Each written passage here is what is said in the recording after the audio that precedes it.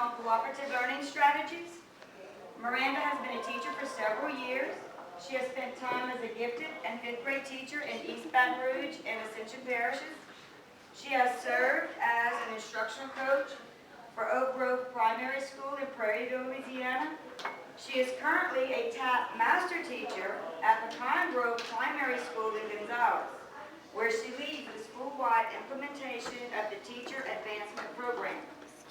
She has been instrumental in providing feedback for the school and district leaders, as well as an excellent mentor for teachers in need of assistance.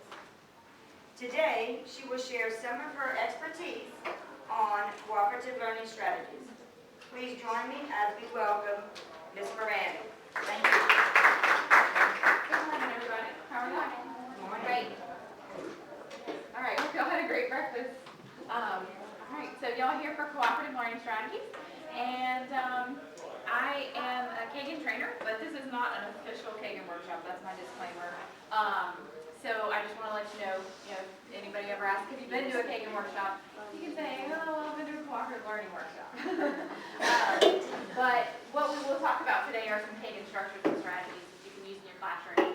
And hopefully you'll be able to walk out of here with some things that are ready to go, ready to implement. Because the best part about this is that you don't need a whole lot to do it. So you can use it tomorrow in your classroom. Yes? What's Kagan? Kagan is a cooperative learning, what's the word? Yeah, it's Kagan is actually a person who created a method of cooperative learning. Engagement. And so, anyways, we're going to be learning about that style of cooperative learning today. All right. So, what is cooperative learning all about? Well, it's about engaging your students, and the end result, of course, we want to be increased student learning and achievement.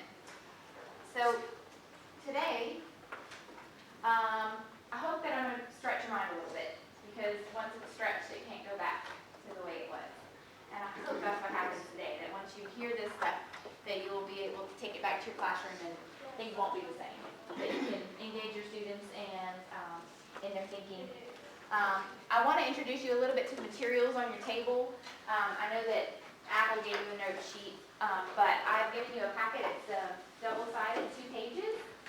That follows along with the presentation today. So I'll let you know when you can, write something. I gave you just kind of some space to write your own notes. We're going to start on the page that says Cooperative Learning Strategies at the top. And then you have a whiteboard, a marker, and an eraser. You're going to use those in just a little bit. And then Hotel provided you with some paper and pen. Which one? This one? Yes, the one that says Cooperative Learning Strategies at the top. It is page 1. All right. So, okay, I'm giving you a learning target for today. And today, I want you to learn structures for student engagement and gather some ideas for how to implement them in your classroom. I don't want you just to walk away with, just some names of some things that you could work in your classroom. I actually want you to have ideas of how you can use them next year, day 1 of school. All right, so the first thing that we're going to do, because we're going to be up and moving and kind of getting loud, talking a lot today, we're going to use a quiet signal when I need your attention. I'm sure you've used quiet signals in your classroom, but the one we're going to use today is called Class Yes, and this is from Power Teaching. Has anybody ever heard of this? Have you guys ever used Class Yes? All right, well, there's a few that haven't. So the way that it works is when I say class, your response is yes. And the trick is that however I say class, you have to mimic my style. And so the kids love it because there's a lot of variety. Have you ever tried the Give Me 5 and it stops working eventually? Yeah. Well, it's because there's no variety. The kids just keep talking with their hand in the air. But this actually causes them to stop talking, and they never know what they're going to get. So they pay attention to this one all throughout the year. All right, so let's try it. I'll say class, and remember, you say yes. Class, class. Yes, yes. I could say class. Yes. I might even say classity class. Yes, yes. You got it. All right, so that's going to be our quiet signal for today. We're actually going to practice using it. So what I would like for you to do, this room isn't exactly set up for Caden Cooperative Learning. So what we're going to do is find a shoulder partner that you can talk with. I know we've got some people that are sitting in threes. You might turn to the person in front or behind you even to have a partner. And what I'd like for you to do is I would like for you to talk to that partner about structures or cooperative learning strategies that you have used in your classroom or you've heard of. What do you currently do in your classroom to engage your students? All right, so go ahead and share with your partner.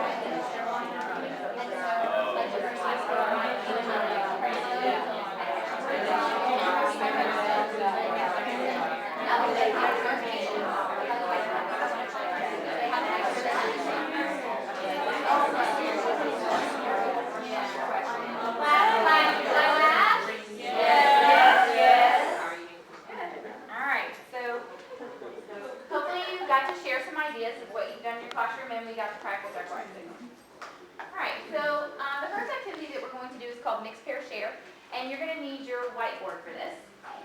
So grab your whiteboard, your marker. And what I need for you to do to get set up is I need you to divide the whiteboard into 4 sections. And the way that I'd like for you to do that is by drawing a T through the middle. And then go ahead and number those sections 1 through 4. It doesn't really matter which one's which. If your marker is not working, grab one around you. As you can see, the boards are very well used.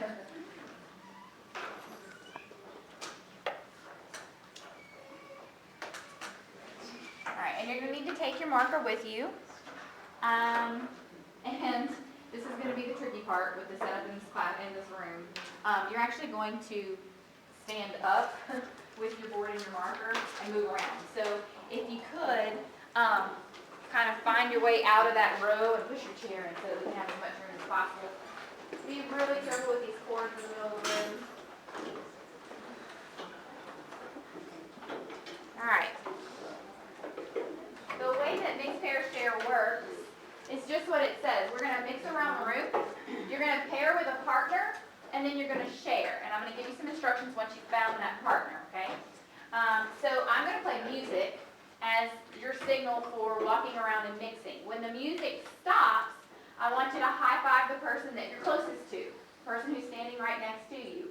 That's going to be your partner for the first round, and then I'll give you instructions from there, okay? So, all right, there's your music. You're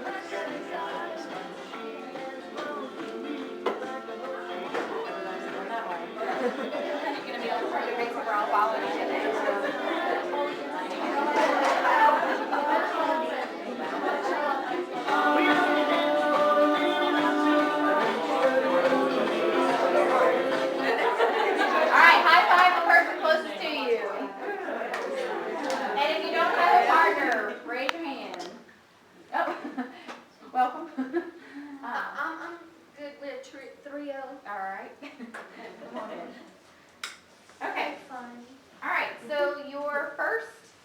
In section 1 on your board, wherever you have your section 1, what I would like for you to write is, this is going to be kind of a little get to know you section, okay? So the name of your school, your grade and the subjects that you'll teach next year, and you can go ahead and start writing this, you're not sharing yet.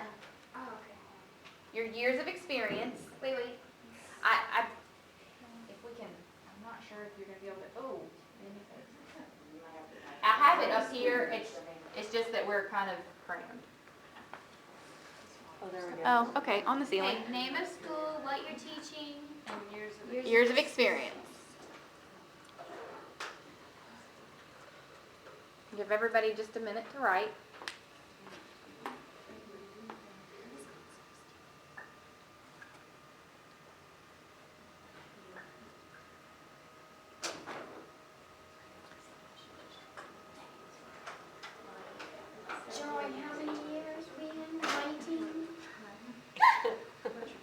I only have 11. Okay. I wish I had 19. You can add me some. I thought we were the same. All right, what we're gonna do now for sharing, all right, if you're still writing, keep writing. What we're gonna do for sharing is we're gonna do a timed pair share. And what that is you've heard of think, pair, share, right? Mm-hmm. Okay, well, have you ever had the experience where you said, okay, think, pair, share, and one person did all the talking? Yeah. So what this structure attempts to do is to equal that out, okay, and we use a timer to do it. So what we're going to do is I'm going to give you 30 seconds just to share, and I'm going to tell you who's going to go first, and that person gets a full 30 seconds, okay? If you finish sharing what you have written in that 30 seconds, the person who's listening can ask questions, or you can expound on any of your answers, okay? But the person who is listening, their job is solely to listen, okay? So think about it in your classroom. It takes care of that one person sharing the whole time, because after that we're going to swap and the other person's going to get their 30 seconds. Okay? All right, so I don't have a timer up, but I'm going to time you for 30 seconds. The person whose head is closest to the ceiling is going to go first. All right, your 30 seconds starts now. Go. I teach first one high school. I teach first one Is listening say, thank you very much for sharing? Now, listening partner, it is your turn to share, so you have 30 seconds. Ready? Begin. I currently go to University of Miranda. I work in Cooperative investment and I'm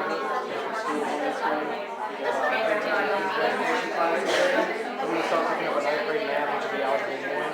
For the curriculum, this is my first year. I'll actually be doing student teaching in the fall, and I'll pick up the classes.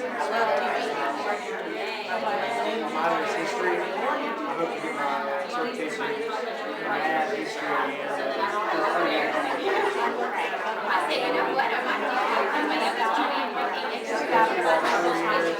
Class? Yes. Okay. All right, so the person who was just listening say, I really enjoy hearing about you. I really enjoy hearing about you. Okay. All right, we're about to mix again, and you will be working on section. High five.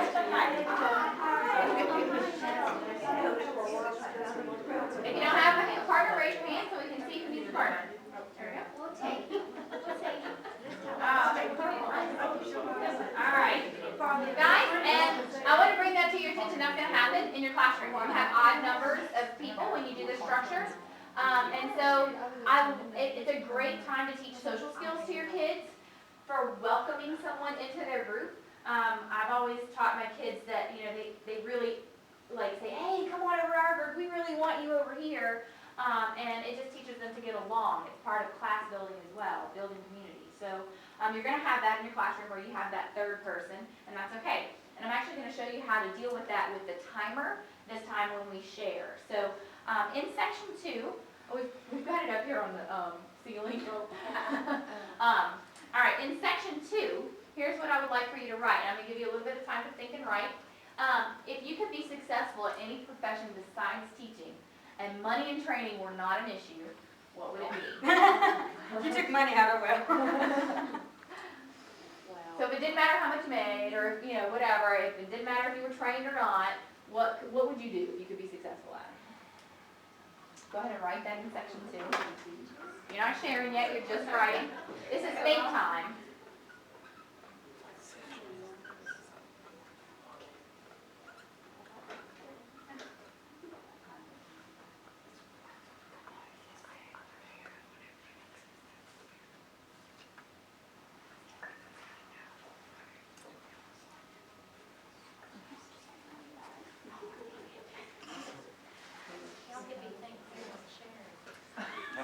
The teacher in me just came out. Notice somebody that's not active over there. Okay. All right, we're going to do another time pair share. Okay, so you're going to be sharing with the person that you're partnered with now. I'm going to give you 30 seconds. So you're not just going to say what you want. You're going to explain. You're going to give some reasons why, or why you've always wanted to do that, or whatever you decide to share. All right. And I'm going to give the first person 30 seconds. And that's going to be the person with the shortest fingernails. Shortest fingernails. All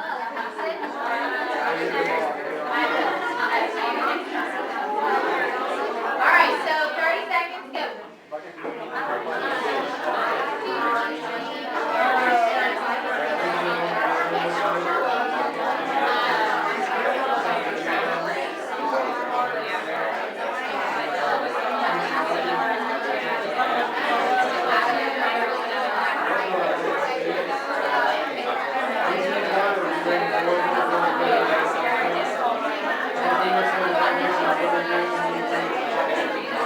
I'd like you to say, oh, that's very interesting.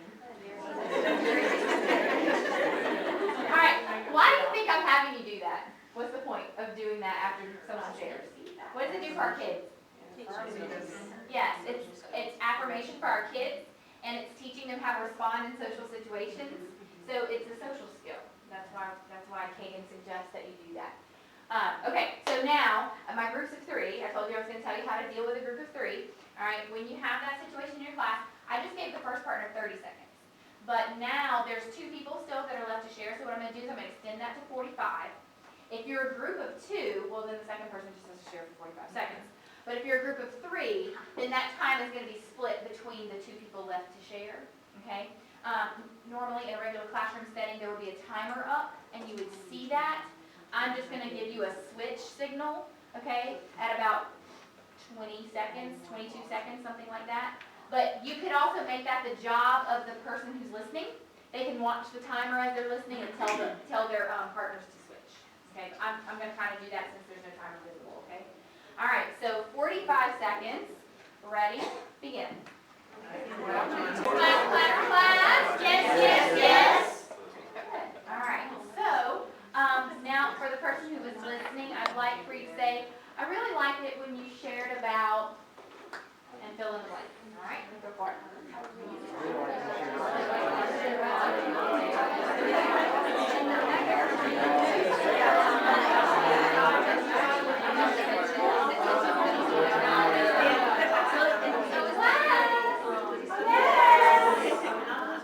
All right, okay guys, so we're going to mix again. We're going to move on to section 3. So listen for the music and try to get close to somebody new. All right, so here we go.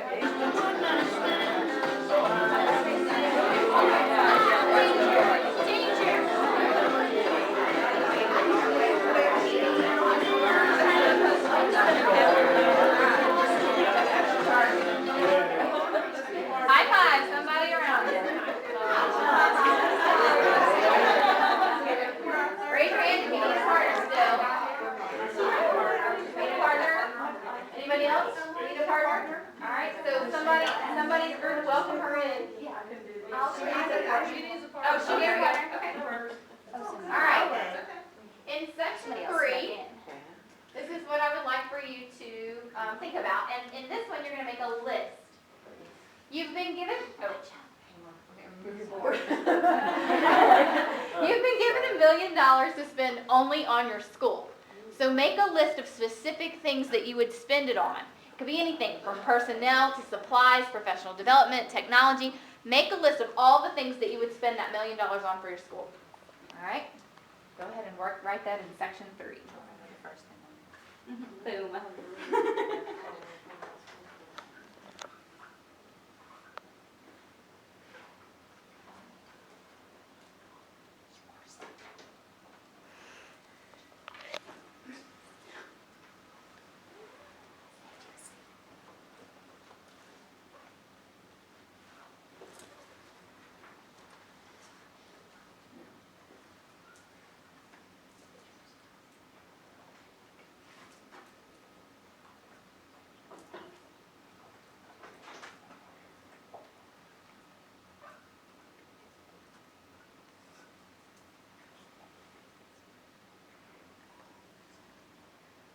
Talking back and forth. Okay, so when you share with your partner this time, I'm going to tell you this first. You're going to share one thing off of your list, and then your partner will share one thing off of their list. And then it will bounce back to you. You'll share the next thing on your list, and then the partner will share the next thing on their list. What do you think you would do when you run out of things on your list to share and maybe there's still some time left? What would you do? Keep talking. Keep talking. Keep adding to the list, right? Okay, so you're gonna bounce back and forth, you and your partner, sharing one item at a time off of your list until you've shared everything. And if you still have some time, just add to your list, okay? All right, so this time it's gonna be the person whose first name comes first alphabetically. All right, you have about 45 seconds, go.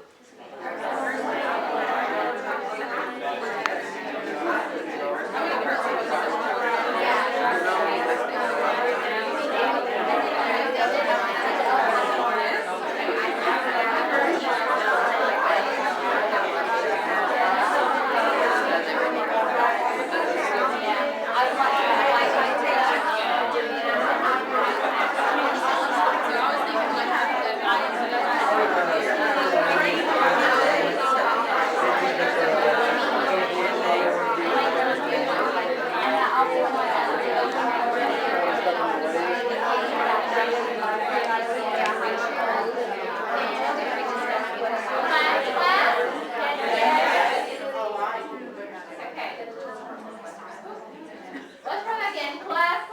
Yes. Awesome. All right. So you just did a rally robin. All right. You shared your list of answers with your partner. We're going to move on to section 4. This will be the last one. All right. So I'd like for you to mix when you hear the music.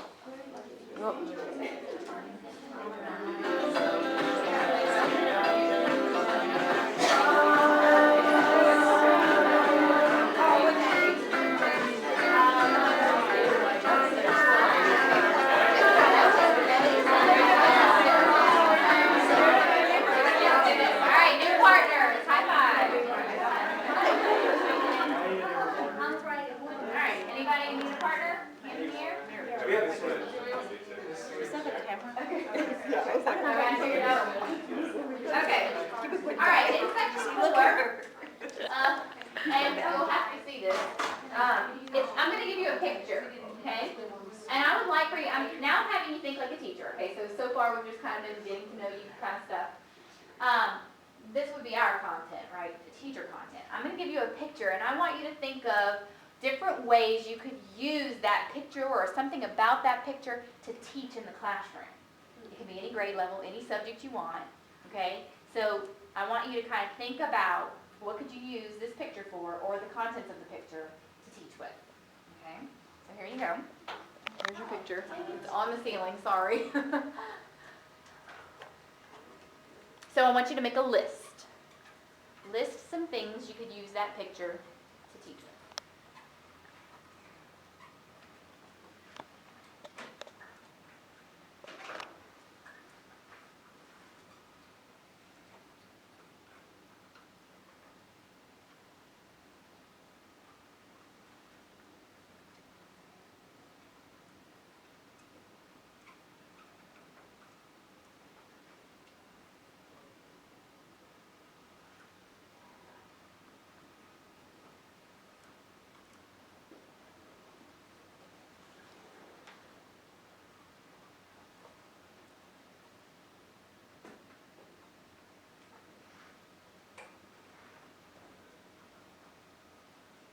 Okay, finish up the one you're writing.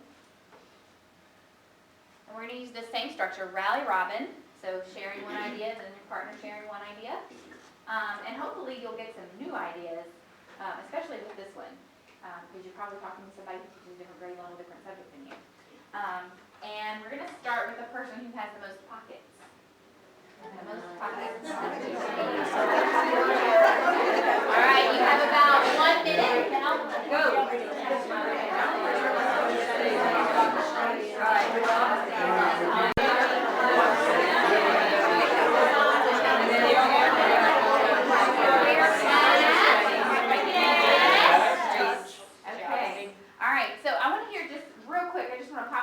Ideas that you heard from your partner. Anybody want to share real quick? What were some things you could use this to teach with? Write a poem about it. Write a poem about it. Descriptive writing. City would use geometry where it'd be angles, surface area. Geometry, angles, awesome. Surface area. You mentioned that. Okay, awesome. Anybody else? Science, energy. Energy. Ecosystems. Ecosystems. Climate Weather. types. Awesome. Okay, so just looking at this one picture, we came up with a bunch of ideas for your classroom. All right, so, we're done with our mixed pair share, time pair share, rally robin activity, so you can head back to your seats. You have a little eraser at your table, you can erase your board. Okay, my first thing is we have $1 million.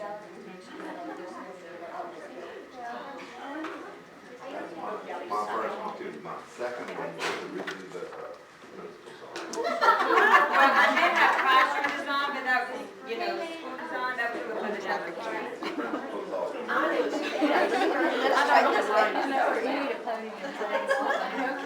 gonna get that. We got a new building going up. Well, some will.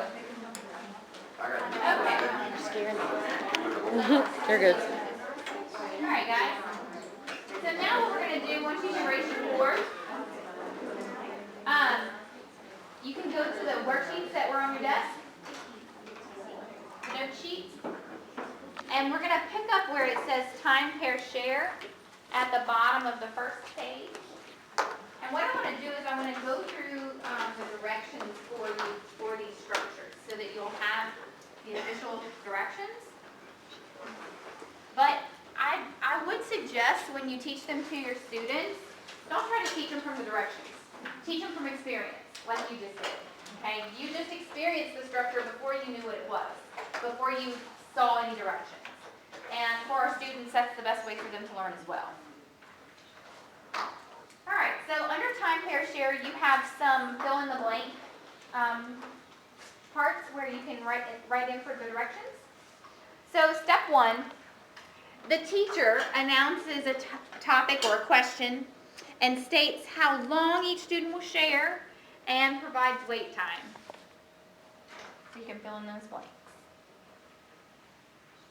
They're up on the screen, they're the underlined part. You have a section where it's a mixed pair share and it's just a box. That's just for you to write some information down, but time pair share is underneath and it's numbered. And it's fill in the blank.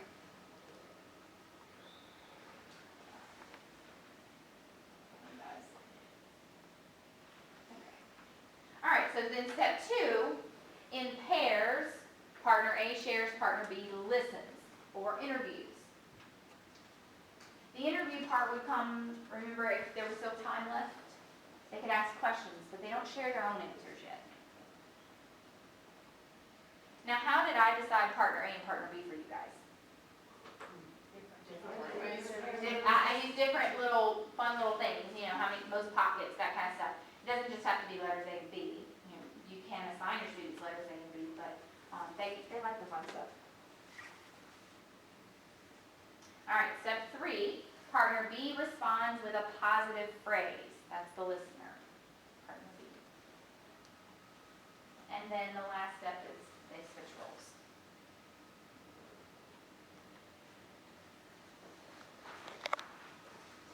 Okay, so I want you to think, before we move on, think about time pair share, okay? You did it twice.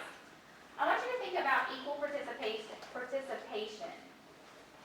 Remember we said with think pair share, sometimes one person took over because there was no assignment. So for equal participation with time pair share, did we make it equal with time or with terms? What do you think?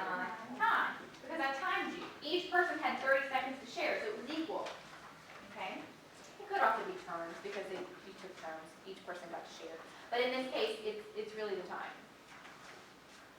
And I want you to think about the individual accountability, right? We're all about accountability in the classroom. And not just accountability for participating, but accountability for thinking. How were you held accountable for your thinking in this activity? When you had to share with somebody. You had to share it with somebody, so you had to make your opinion or your thoughts public, okay? So that was some accountability right there. Somebody else said something. You had to write it down. You wrote it down. You wrote it down before you shared. It made you own your answer, okay? So many times we have our kids, we're like, oh, think about it, and then share. Well, what ended up happening? They just take the other person's answer and make it their own. Yes? What do you do with the kid that doesn't want to participate at all? Who's just like, I don't know, okay. I haven't had that happen to me because those are the kids, those problem kids. When you make it fun and you get them up out of their chair and you play music and they're mixing around, they tend to participate. Now, I've always taught primary. I have 12th grade. Okay, well, And they You have know- senioritis bad. Yeah, Yeah, I'm and they're way too cool to walk around, like, a lot. well, I find that writing it down does make a difference. So I would for sure, and I use this with fifth graders a lot, and they kind of get some of that same attitude. Yeah. It's not quite probably like that, but writing it down, like they were writing in a learning log. Yeah. So they didn't even know that they were gonna get up and share until I said, okay guys, we're gonna share those answers, you know, like, Okay. so give it a shot, having them write it down. It It'll works work great great in my after. French class, because that's like 9th and 10th graders. Gotcha. But I can see me walking into my senior English and having them be like, are you freaking kidding me? This is so them. Right. I'll be like, I don't care, it's late, get up, let's move. Yeah, Yes, it's late. exactly. All right, so you guys said it, how they were held accountable is that they had to write it down and that they had to share. Okay. All right, now, the next structure that we did, and, oh, wait, we want to get some ideas. All right, some classroom ideas for time care share. When we used it for section 1, which was sharing about yourself, and then section 2 was, Dream job, sorry, yes, thank you. Those were, like, I would consider class builders, they're getting to know you, okay? So you can use those types of questions with time care share. What are some other things that you can think of that you could use time care share with? What would you possibly have your students share about?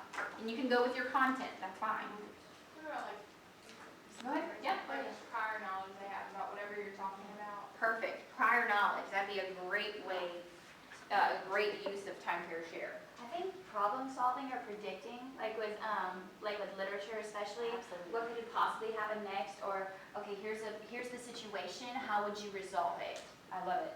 Characterization. Okay. Excellent. All those are You great can use ideas. it to, I know like in science class sometimes, you may assign a different student a little section to read, and then when you got up to share, they could each, maybe have 3 points about what they read. And Yeah. so basically they're informing the other student, and that student's informing them about what they read. Absolutely, so like a jigsaw type thing where they're reading different content and then sharing back. Math problems. Okay, math problems, How to solve it. how to solve. Excellent. Sharing their thinking, in other words. Review for any subject, just to check their understanding. Good, review for any subject. All right, so all of those things, hopefully you jotted down some that apply to you that you can use.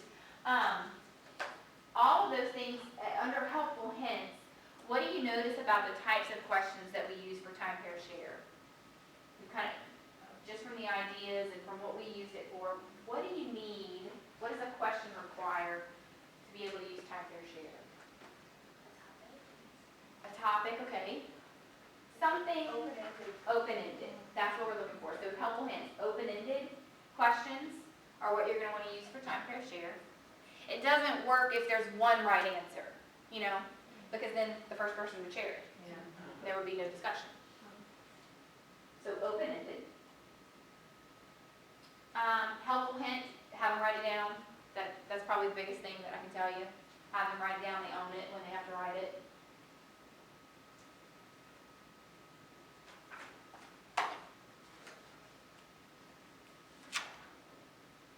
And then keep in mind the group of 3, that helpful hint. On the second round, you would increase the time and have the students split that time between them if you have that group of 3. And once you teach your kids how to do it, they'll know. It's just one of those things, it's a procedure. You teach them how to do it, and once they've got it, you don't have to remind them anymore.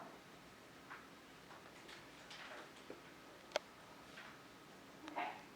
All right, so now, let me give you the instructions for Rally Robin, which was the second structure we did with the list. Teacher poses a problem or question to which there are multiple possible responses or solutions and provides wait time.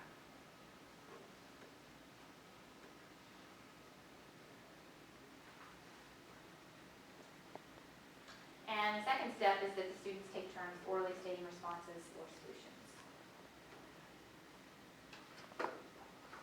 This is a very simple structure that is effective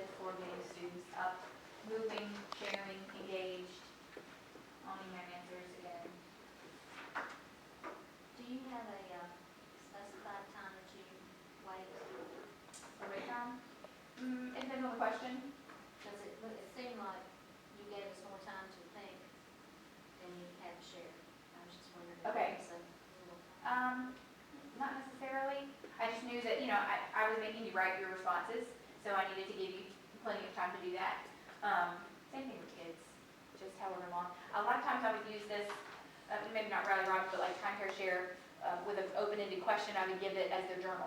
And so they would have journal time, but then we would use time care share to share their journal. So yes, in essence, they did have a lot longer for their think time than they did actually for the sharing. And you adjust the sharing time based on the question as well, and the age of the students. You know, you wouldn't have kindergartners sharing for a minute, you know. So, you know, but your 12th graders might need to share for 2 minutes on a topic, you know, each. So you would make that adjustment as necessary. All right. So what are some ideas for Rally Robin? Well, I'll give you a couple, and then I want you to take it from there. One that I used it for, I had them list synonyms for worn out words when we were writing. That was one use. Again, it's a list. And multiples of a number. That one works well for math. Can you guys think of some things that the students could list and share with Rally Robin? Some ways that you could use it with your content? Just popcorn it out if you can think of something. Did you give them the worn out words, or did they have to come up with the words? Well, I like, let's say, you know, we were writing and they kept using the word happy, you know, whatever. You say, okay, let's think of some other words for happy, and I'd have them create the list, and then they would share the list using Rally Robin. Characterization again. Okay. You know, you could give out a character like Lady Macbeth, Okay. and it could make a list of Okay. qualities. Qualities. Exactly. You could do cause and effect. Excellent. Cause and That would be great. Cause and effect. Different forms, the same number. Excellent. Different ways to write the same number. How about even sequencing? Think about your little guys, pre-K, kindergarten. I don't know if there's anybody in here that's that little, but you know, having them sequence the story, beginning, middle, end. They could tell parts of the story going back and forth. So it could be something like that. All right. So I want you to think about this with equal participation for Rally Robin. Did we get equal participation from time or turns? Those turns. I just gave you a minute, and the equal participation came because you bounced back and forth to turns. How about the individual accountability? How are they held accountable for their thinking? Sharing again. They have to write it Have to write it again. Yep. So very similar in that sense to time care share. So how would you adjust that for like pre-K, kindergarten, when they're not writing words yet? You would give them that think time. They just wouldn't be able to write it. But then their accountability comes more in the teacher listening. Yeah. They could draw. They could. Yes. That would be much more time consuming for pre-K to do the structure. I mean, think about how quickly it could go in a 5th grade classroom as opposed to a pre-K classroom. But again, once you teach the structure, they can use it. And I've seen it used very effectively in pre-K. In fact, that's going to be one of our helpful hints for this particular structure. Write it down, have them write down their list, that's one. But another one, especially for the little guys, give them something tangible to hold, to pass back and forth as they speak. It just helps them with the turn taking. My teachers of little guys. Yeah. You could use talking tiles, whether you're doing letters or numbers. You could have manipulate. That would be the accountability too. You can walk around and see, you know, as they share using the tiles and stuff, whether it's, you know, color, shapes, Okay. whatever. Yes. I have an inflatable microphone Uh-huh. at the high school.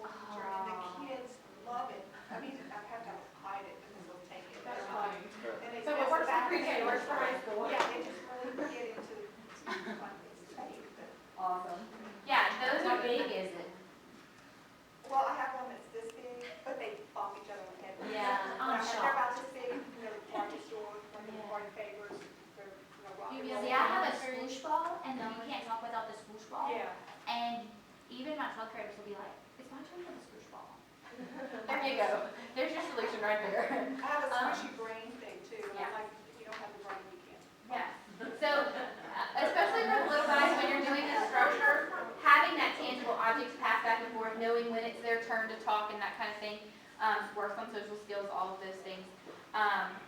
But this is for sharing a list. So that's another thing that you need to think about, is that this structure really only works when there are multiple answers.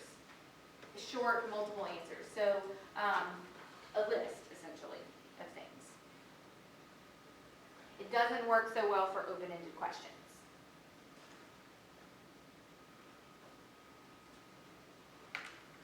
Okay. All right, so now we're going to kind of switch gears a little bit.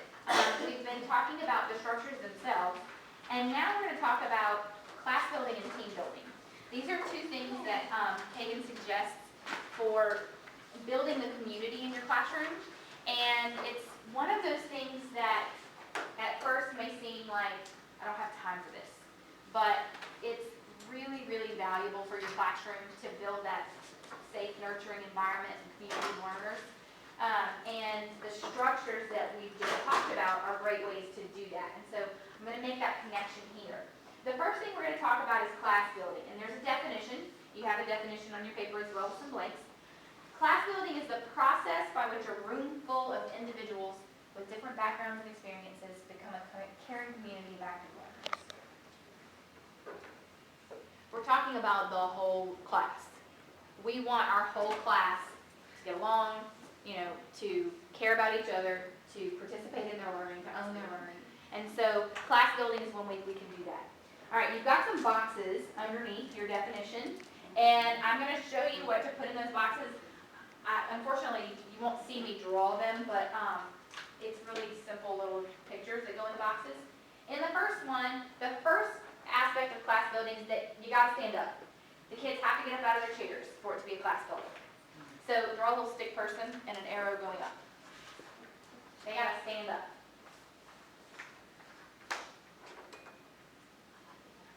Makes sense because they can't build relationships with the class if they're just sitting next to one person.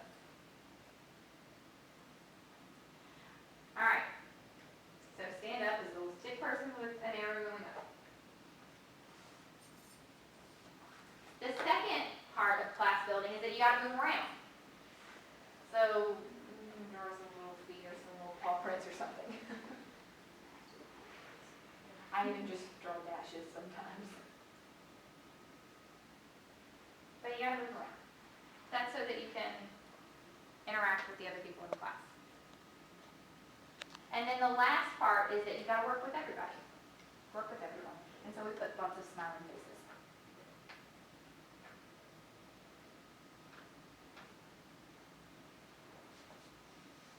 And we put more than 4 faces in there. 4 faces would be a team for cooperative learning. So we want to work with more than just our team, with the whole class.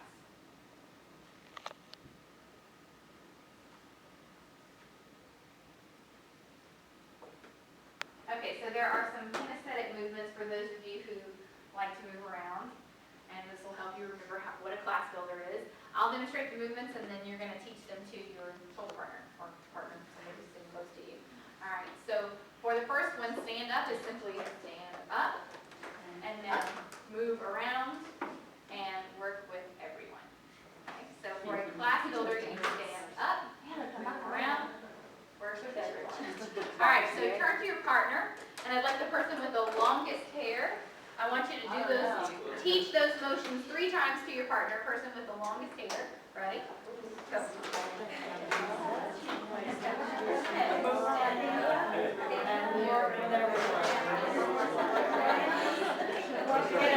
I really like that sitting around.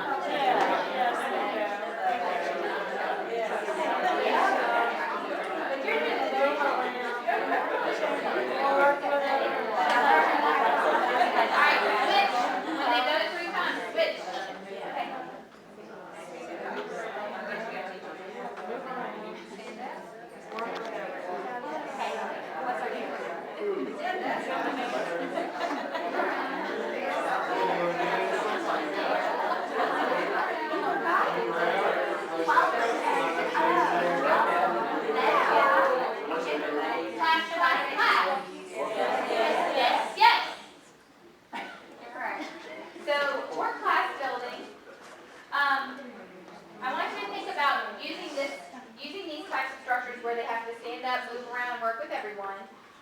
For fun, do it once a week. That's what is suggested. To build those relationships, not around school, not around content, but just getting to know their classmates, building relationships. So one time a week. And then for content, because you can use these types of structures for content as well. When we looked at the picture and talked about different ways you could use it to teach, that was technically our content as teachers. You can do that as needed. The kids love these structures because they get to get up out of their chairs.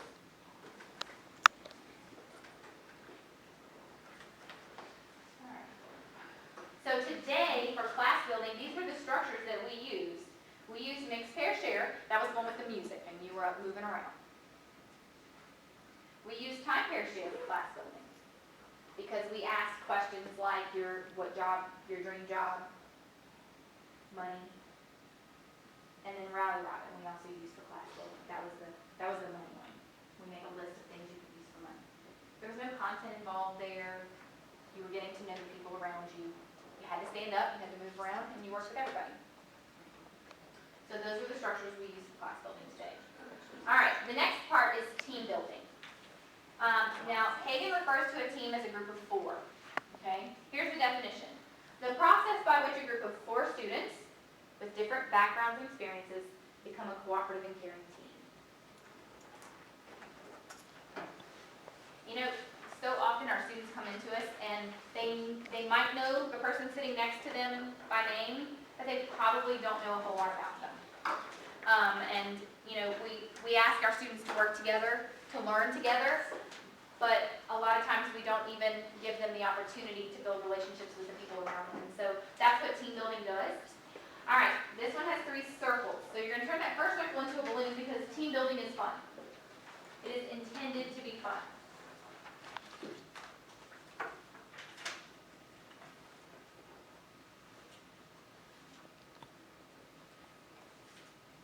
The circles are actually on the top of the next page, I believe. There you go. It's more fun drawing. All right. The second thing about team building is that it's non-content. So if you want to draw like a little open book in the middle and then put a slash through it, it's not about the content. It's about getting to know their teammates.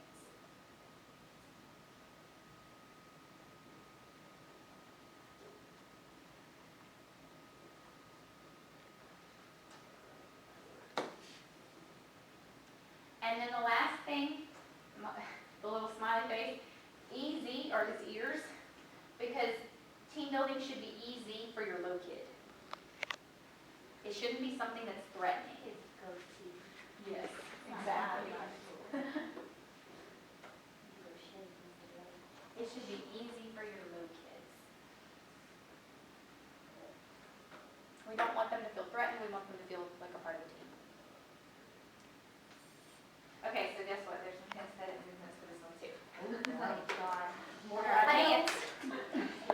I can tell these guys love movements, right? Okay, so for fun, it's fun. Team building is fun. It's non-content, so slash cross. And then it's easy for the low kid. All right. So I want you to turn to your partner, and this time we'll go with the person who has the highest heels on. All right. All right. Highest heels. Teach it 3 times and then switch. All right. Go. Okay.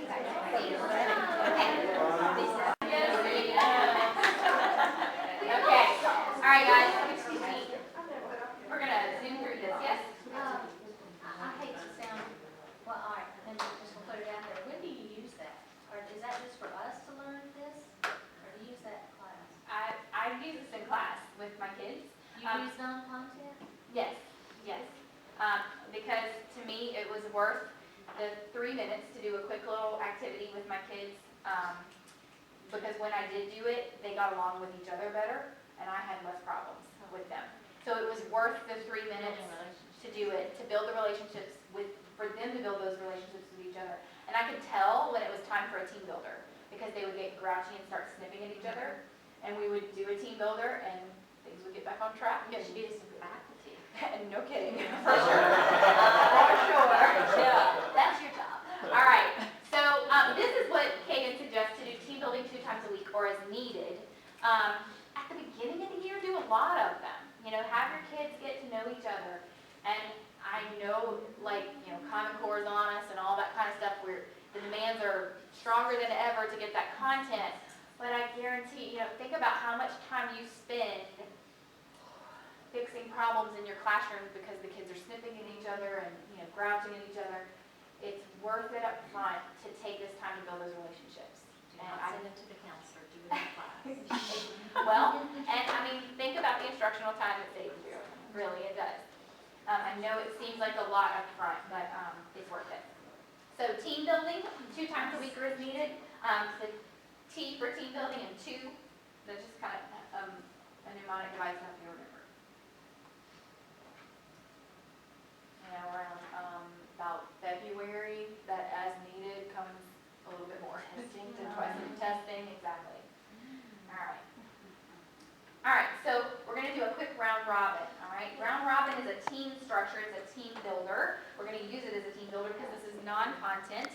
And we're going to do it very quickly because I want to give you the instructions for it, and we're running close on time. So, all right, so what is the last book that you've read? Give a 1-sentence summary and tell why you did or didn't enjoy it. I'm not going to make you write this one down, but I am going to give you a little bit of think time.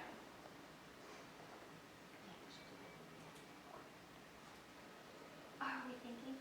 Yes?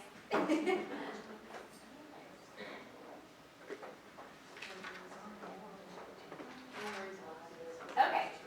All right. Round robin refers to a team structure with 4.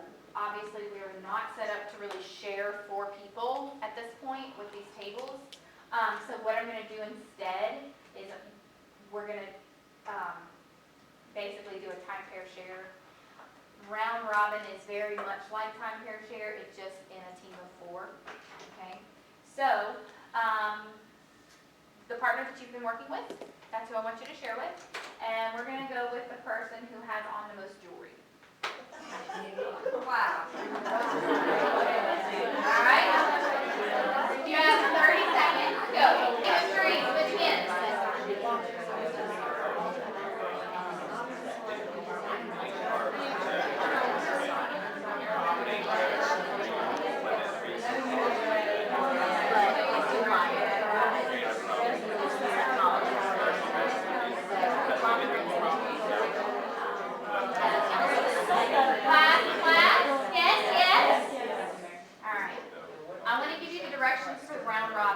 That we technically just didn't do.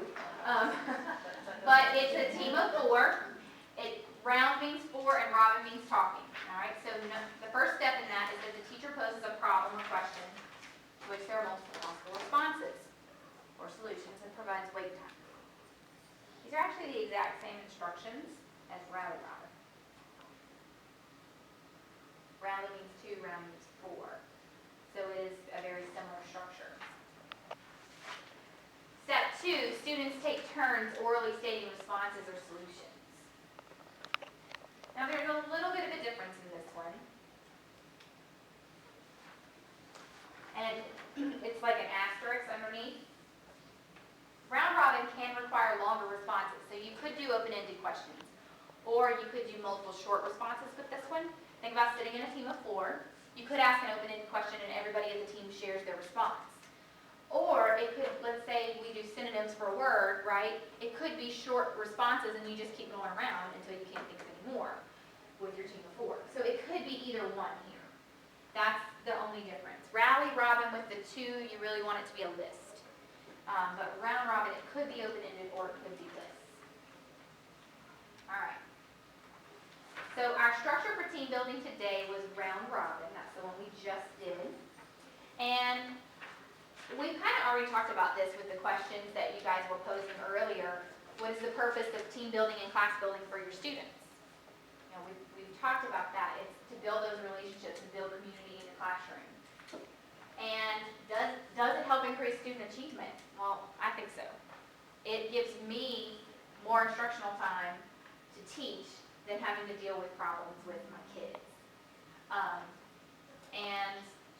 For me, as a primary teacher, my experience is the kids love this. They love it. And even the older ones, I've had plenty of friends, middle school teachers that use it with their middle schoolers and they love it, you know? So, yes, I think it does help student achievement because it gives me back the instructional time. All right, so I want you to think about this for the beginning of the year because I wanted you to walk away with some ideas of how you can set up your classroom, okay? I want you to think about using possibly random teams for about 2 weeks until you have some data to group your students. You know, we're all about data, looking at the data and using that. Well, we're going to use it for grouping as well. So, random groups, Kagan suggests 2 boys and 2 girls. And then make sure nobody takes it back to the board or wherever you teach. And at the beginning of school, really focus on class building because they're not in their official teams yet since you don't have that data. So focus on getting to know each other as a class. Use those class building structures where they have to stand up, move around, and work with everyone. And make them fun at the beginning of the year. Building relationships again. You can use mixed pair share. Stand up, hand up, pair up. We didn't do the official structure, but it's essentially what you did when you were mixed pair sharing. If you want to do just a quick new partner, just have them stand up, put their hand up, and pair up with somebody next to them. High five somebody next to them. And then you can use whatever question or whatever you'd like. Rally robin and round robin, that's another way to do it. So just kind of keep the focus on building relationships as a class at the beginning of the year. And then you can start adding in content when you're comfortable. When you as the teacher get comfortable with the structure, then start adding in some content. Because when it's fun, they don't care. You know, I mean, it's just, you could mess it up all day long and they would never know. Then when you start getting the hang of it, then start throwing in some of your content. All right, and this is my challenge to you. Try to use a structure every day. Even if it's just one structure, let's say you pick, you know, Rally Robin. You say, okay, I'm going to perfect this one. Try to use it every day. Just for you as the teacher, it gives you more opportunities to perfect it. The kids get to know it. And once they've learned it, then you don't have to go over the directions anymore. You can say, okay, we're going to do Rally Robin, and they know exactly what you're talking about. But try to use it every day. Pick a structure and stick with it. Some great ones to get started with are the ones we did today. Round Robin, Rally Robin, and Time Fair Share. Try those out first. And the F word, fidelity. All right, we use that a lot in the education world, but it's really important with the structures to be sure to follow every step that's given, because if not, if you leave out something, let's say Time Fair Share, and you say, oh, just turn to your partner and share. Well, then the accountability goes out the window. The equal participation goes out the window. So if you compromise on those steps, on those directions, then what happens is the thinking becomes compromised. Each student's not held accountable for their own thinking. Okay? So just try to really stay true to the structure. All right, so I want you to think about the targets that you have for the day. Hopefully you learned some structures for student engagement, and you gather some ideas for how to implement them in the classroom.